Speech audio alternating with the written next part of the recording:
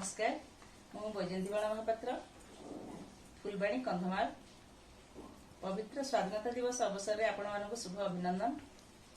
मोर स्वरचित गोटे देशात्मबोध संगीत स्वाधीन आम देश। स्वाधीन आम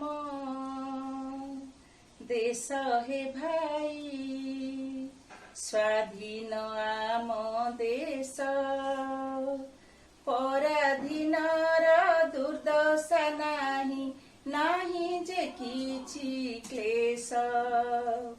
गांधी नेहरू सुभाष नेता, महापुरुष जे मुक्तिदाता, शहीद हेले केते जे वीर, स्वाधीन करी देश, स्वाधीन आम देश। सेवा ओ सत्य हिंसा शांति, संस्कार भरा आम संस्कृति, एकता बळे सुरक्षाताकू देवा होई हस हस, स्वाधीन आम देश।